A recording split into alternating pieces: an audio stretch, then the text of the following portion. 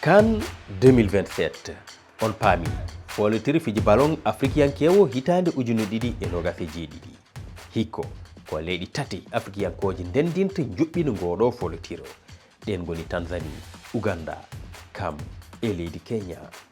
Urƴo ngo ngam leyɗi foɗodiroje ɗe waɗama ñande talata to ker leydi Égypte d'accord de CAF. Tedduɓe ko leydi Afrique capanɗe 4 pecca e nder diɗɗi 12 diɗɗal hen fo waɗi ko kippuji 4 hen diɗɗi tati tedduɓe woni diɗɗal D H kame L leydi juɓɓinoje ɗe ko toon goni diɗɗal D ngal leydi Kenya ko toon wonde Érythrée wonde e leydi Guinée kame Afrique du Sud ko ɗum saabi hewɓe mbi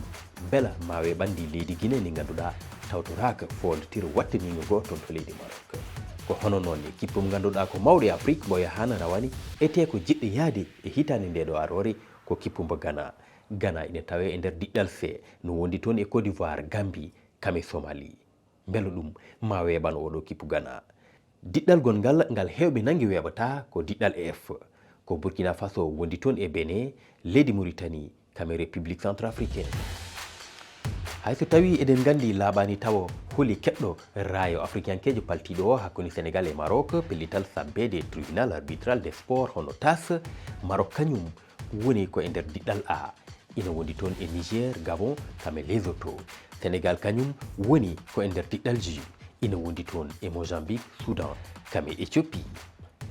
Tedduɓe ciftinen ko ɗiɗo e kala hen diɗɗal jogori yaltude ɗiɗo woɓɓe ɓe ina wayno jooɗo woni jahata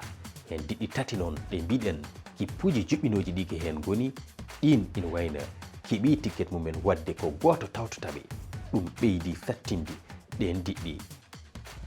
Ciftinen ɗe kawre poɗodiral ma mbaɗɗa tuggi lewru 9 ɓuru nde ɗo hitande ha lewru 3 ɓuru hitande ujuni ɗiɗi e nogas e jeeɗiɗi folotirgo kañum ma waɗa lewru 6 ɓuru jaggi lewru 7 ɓuru hitande ujuni ɗiɗi e nogas e jeeɗiɗi hakkude Tanzanie, Kenya kame Uganda. Tedduɓe on jarama.